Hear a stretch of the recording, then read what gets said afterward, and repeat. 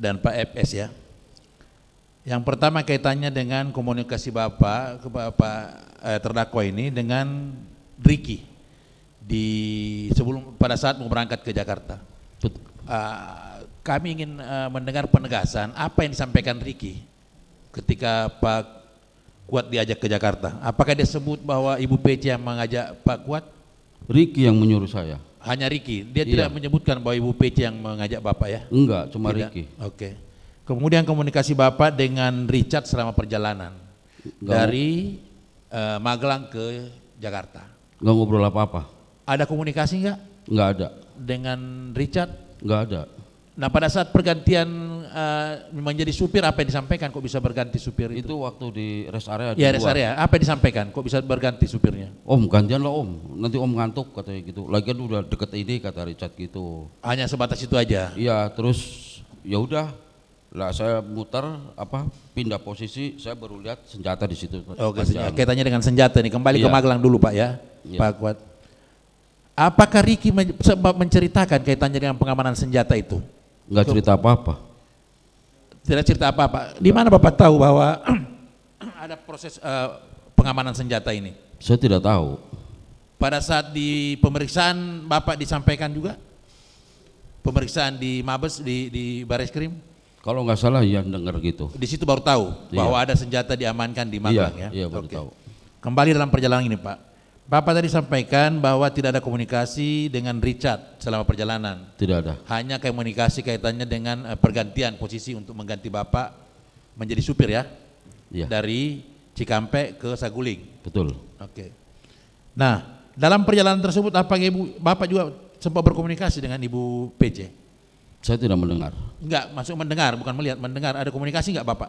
Saya tidak mendengar, saya bawa mobil serius gitu aja. Serius saja ya? Tidak ada bincang-bincang apa enggak ada? Enggak ada, sesengit saya, ibu enggak ada bahasa apa-apa, cuma Richard pernah ngomong waktu itu, ibu lagi gini gitu. Apa katanya? Lagi nangis. Oh bahasa isyarat. Iya. Richard sampaikan ke Pak Kuat bahwa ibu lagi nangis. Iya.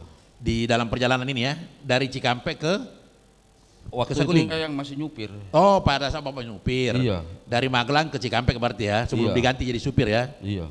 Oh Richard sempat memberikan semacam sinyal bahwa ibu menangis ya. Iya. Hanya itu ya? Itu aja. Bahasa isyarat seperti itu aja disampaikan. Iya. Kemudian ketika sampai di Saguling, Bapak tadi menjelaskan bahwa sempat mengantar ibu. Betul. Dengan mengantar ibu ke lantai 3 ya. Iya. Nah komunikasi apa yang disampaikan bahasa apa yang disampaikan Ibu PC ke Pak Kuat?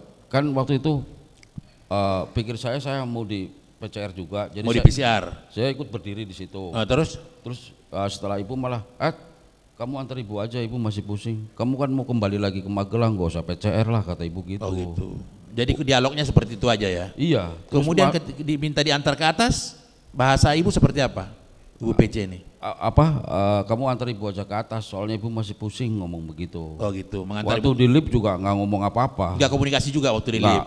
Pas keluar tidak komunikasi juga? Nggak ada ngomong apa-apa. Nah sampai di atas Pak Kuat langsung turun ke bawah lagi ya? Langsung turun. Melalui tangga di samping lift? Betul. Nah perjalanan selanjutnya ketika Pak Kuat diminta oleh siapa lagi ikut ke Duren 3? Siapa yang ngajak ke Duren 3? Ricky. Rika, bahasanya seperti apa ke Pak Kuat pada saat itu? Om, antar ibu dulu isolasi ngomong gitu. Oh, antar ibu isolasi? Iya. Bukan atas permintaan ibu? Enggak, Om Ricky yang ngomong, ibu nggak ngomong ke saya. Oh, tidak berkomunikasi dengan ibu pada saat itu? Saya masuk mobil aja, udah duduk belakang. Pada saat sampai di atas mobil, Pak Kuat juga tidak berkomunikasi dengan ibu ya? Enggak ada. Tidak ada bahasa apa yang disampaikan ibu? Enggak ada.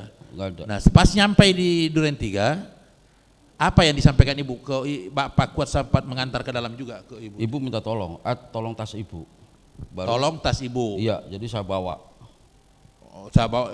Pak Kuat membawa tas sampai ke kamar? Depan kamar. Depan kamar. Ya. Setelah itu ibu tutup pintu, Pak Kuat baru mencoba menutup beberapa pintu yang di atas dengan di bawah kan gitu ya? Betul. Kuat, ya.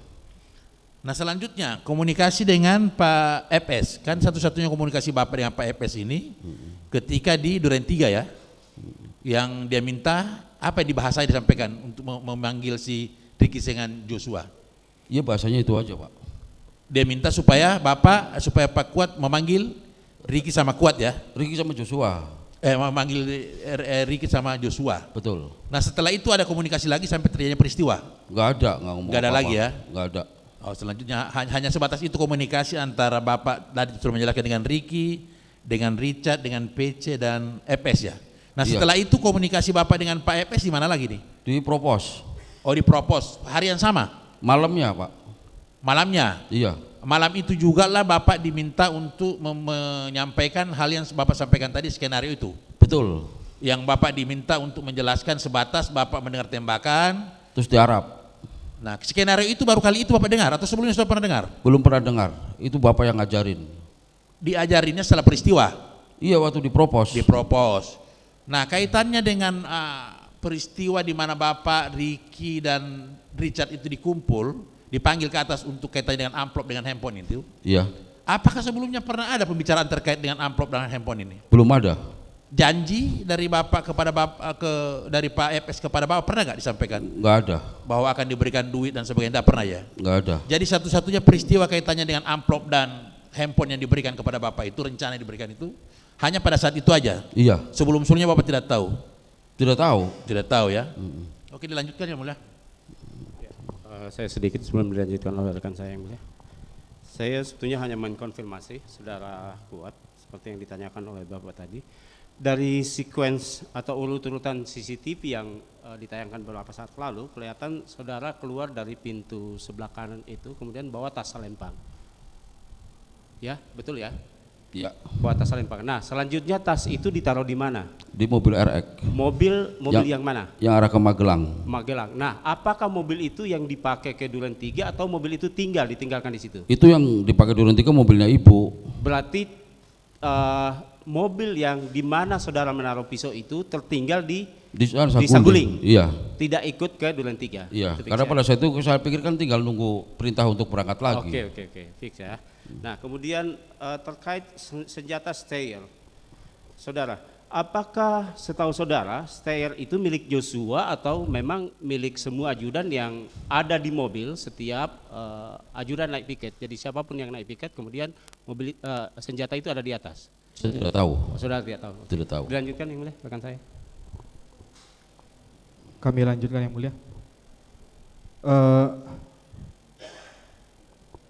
Terkait tadi peristiwa tanggal 7 saudara terdakwa yang ketika saudara menemukan korban J itu turun dari lantai 2. Nah, pada waktu saudara melihat J itu, apakah saudara mengejar atau bagaimana? Yang J turun dari tangga? Bukan mengejar saya. Joshua yang arah ke garasi ketemu saya di depan. Terus? Joshua langsung putar balik begini. Oh, jadi saudara ketemu Joshua-nya di garasi itu? Di garasi. Lalu dia putar balik? Putar balik. Lalu pada waktu saudara kejar itu?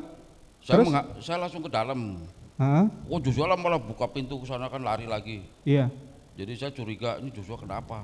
Saya manggil Susi. Oke. Sus, coba lihat ibu gitu. Oke. Setelah setelah Susi naik, Susi baru teriak-teriak. Nah, tadi saya. waktu saudara memanggil Susi untuk lihat ibu ke atas dan sebelum itu waktu saudara mengejar J, apakah saudara sudah memegang pisau? Belum ngejar Joshua juga itu. Oke, lanjut. Setelah saudara panggil Susi? Setelah Susi naik, manggil saya. Iya. Saya baru naik, kan Susi masih nangis. Iya. Saya melihat ibu di situ. Waktu itu saya bilang, ayo Sus, angkat Sus, gitu. Oke. Lah ini Joshua datang lagi, tapi posisinya kan saya di atas. Iya. Joshua naik tangga. Oke. Tapi posisinya Joshua malah nangis. Ah, Nangis, manggil om. Terus pas belokan gitu kan tangganya muter gini. Joshua berhenti di situ. Om, saya jelaskan om, saya nggak jadi, lah ini Susi susah, suruh ngangkat malah nangis. Jadi saya turun, saya nyamperin Joshua. Om, ibu kamu ngapain? Malah Joshua lari. Oh, jadi waktu itu saudara waktu turun tangga itu tidak ada bermaksud untuk mengejar Joshua? Belum ngejar, waktu lari baru saya kejar. Oke, lari. Lari belok ke kiri kan tembusnya dapur. Oke. Saya ngeliat di meja dapur ada pisau buah itu. Saya ambil, Joshua buka pintu kan lari lagi, nggak saya kejar, saya kantongin. Saya baru nolongin ibu. Sebenarnya alasan saudara bawa pisau waktu peristiwa itu apa? Ya karena saya bela diri aja, setahu saya kan Joshua punya senjata Pak. Oh, oke, saya lanjut.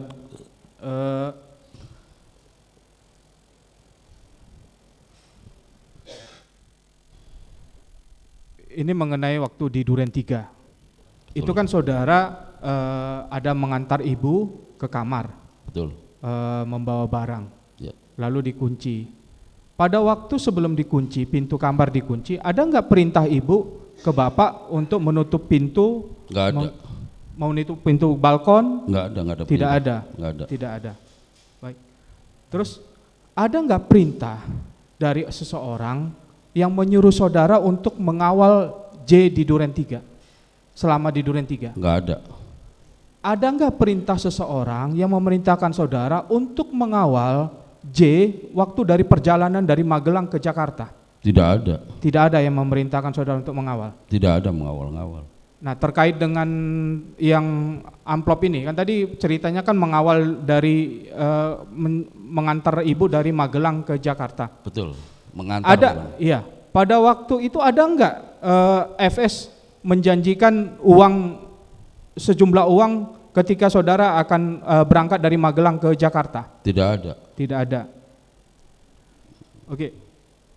Tadi waktu FS datang ke Duren 3. Apakah sebelumnya saudara tahu bahwa FS akan datang, Ferdy Sambo akan datang ke Duren 3? Tidak tahu. Tidak tahu. Nah, pada waktu FS itu memanggil, waktu FS menyuruh saudara untuk memanggil Ricky dan Joshua, itu kondisinya bagaimana? Marah kayaknya. Marahnya bagaimana? Oh, mukanya udah merah gitu. Anda tahu bahwa FS itu pada waktu itu memang kondisi marah. Pernah Iya. melihat Bapak marah? Bapak kalau marah kan gitu. Memang begitu. Iya. Oke. Nah, ini terkait dengan yang tadi saudara ceritakan mengenai BAP tanggal 8 Agustus yang mengenai saudara ditelepon oleh FS melalui handphone penyidik Iya. untuk menceritakan peristiwa yang sebenarnya. Iya. Nah, setelah ditelepon itu saudara menjelaskan peristiwa yang sebenarnya. Benar. Nah, setelah pemeriksaan itu ada nggak perubahan BAP yang saudara lakukan? Seingat saya nggak ada. Tidak ada perubahan BAP lagi. Iya. Berarti itu yang saudara jelaskan, yang saudara ketahui, yang saudara alami, yang sebenarnya sesuai dengan perintah FS. Iya. Kata Bapak kan suruh ceritain aja semuanya. Baik.